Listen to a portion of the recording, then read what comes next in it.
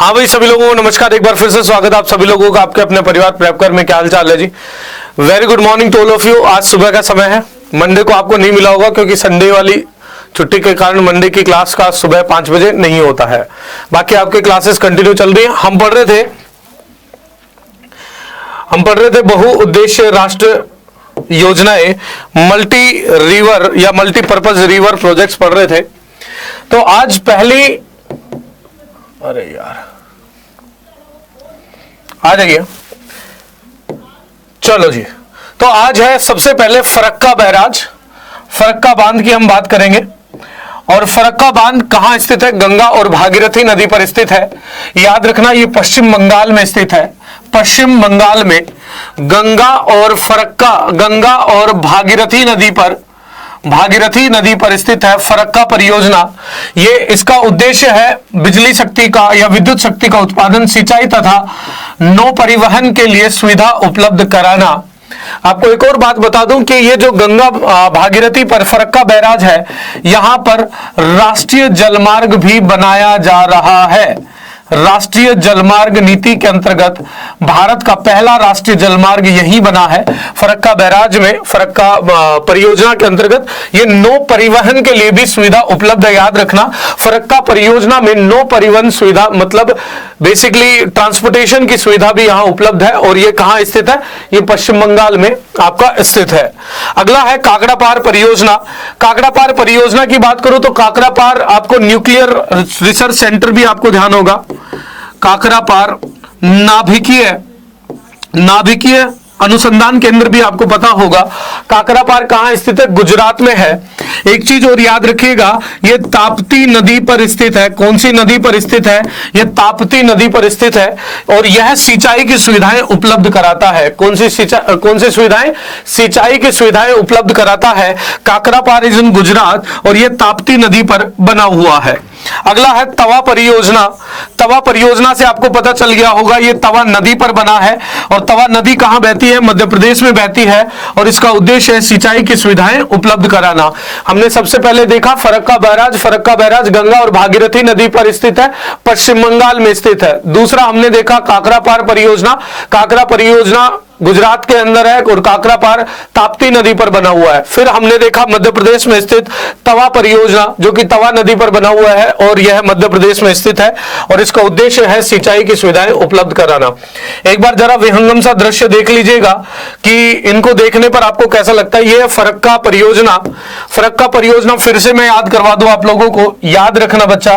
फरक्का परियोजना गंगा और भागीरथी, गंगा नदी में यहां पर भागीरथी नदी मिलती है, तो गंगा और भागीरथी नदी पर यह स्थित है। और यह नौ वहन के लिए मतलब नौ परिवहन के लिए बेसिकली राष्ट्रीय जलमार्ग भी इस पर बनाया जा रहा है। और यह है फरक्का बैराज, गंगा और भागीरथी नदी पर स्थित है। पश्चिम बंगाल में यह स्थित है, वेस्ट बंगाल में यह स्थित है। अगला अपना कौन सा था? अगला आ जाइए, अगला था काकड़ापार परियोजना। काकड़ापार परियोजना यहां नाभिकीय केंद्र भी है। और यह कहां स्थित है? ये गुजरात में स्थित है। ये कहां स्थित है बच्चा? ये गुजरात में स्थित है। गुजरात में स्थित होने के साथ साथ काकड़ापार परियोजना कौन सी नदी पर बनी हुई है? तो ये ताप्ती नदी पर बना हुआ है। कौन सी नदी पर बना हुआ है? ताप्ती नदी पर यह बना हुआ है। इसको क्लियरली दिमाग में रखना। अगला है आपका तवा परियोजना। ये मध्य प्रदेश में स्थित है और यह तवा नदी पर बना हुआ है। अगली स्लाइड में देखते हैं नागपुर शक्तिगृह परियोजना। नागपुर शक्तिगृह परियोजना की बात करें तो यह महाराष्ट्र में स्थित है। नागपुर के नाम से नागपुर मत चले जाना, यह महाराष्ट्र में स्थित है और कोरडी नदी पर है। कौन सी नदी पर है? कोरडी नदी, आपने नाम बड़ा सुना होगा। यह पश्चिम में बहने वाली नदी है, कोरडी नदी। और यह ताप विद्युत शक्ति का उत्पादन करना इसका उद्देश्य है। नागपुर शक्ति परियोजना जो कि कोरडी नदी पर बना हुआ है। अगला है इंदिरा गांधी नहर परियोजना। इंदिरा गांधी नहर के बारे में मैं आपको बता दूं, इसे राजस्थान की गंगा भी कहते हैं। इंदिरा गांधी नहर को राजस्थान की गंगा भी कहते हैं एवं राजस्थान की जीवन रेखा भी कह देते हैं इंदिरा गांधी नहर को। यहाँ ये इंदिरा गांधी नहर परियोजना किस नदी पर स्थित है? सतलज नदी पर हरिके बैराज बना हुआ है। कौन सा बैराज बना हुआ है? हरिके बैराज बना हुआ है, वहां से निकलती है ये। और इसका लाभ राजस्थान, पंजाब और हरियाणा दोनों लेते हैं। ये सिंचाई, पेयजल और ताप विद्युत शक्ति उपलब्ध कराना इसका उद्देश्य है। अगला है उकाई परियोजना। अगला क्या है बच्चा, देखिएगा सर, उकाई परियोजना। उकाई परियोजना अगेन ताप्ती नदी पर है। कौन सी नदी पर है?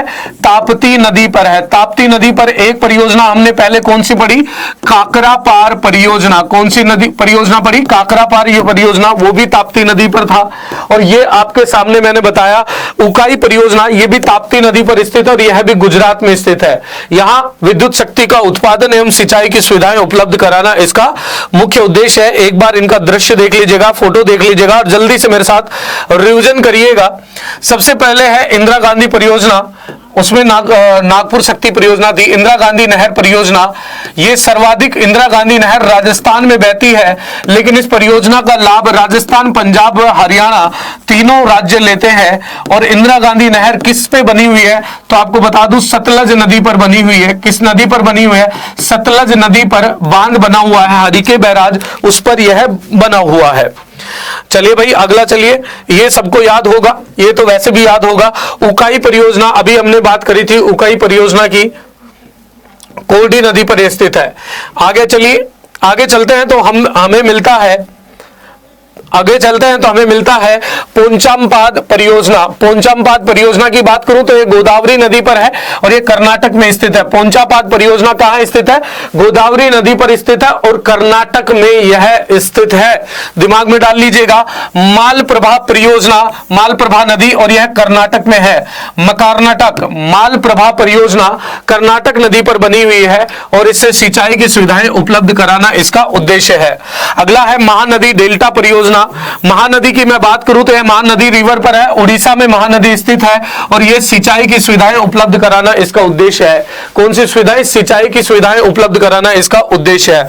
अगला है रिहंद परियोजना, जो कि रिहंद नदी पर बना हुआ है। रिहंद कहां है? उत्तर प्रदेश में स्थित है और इससे जल शक्ति विद्युत का उत्पादन करना इसका उद्देश्य है।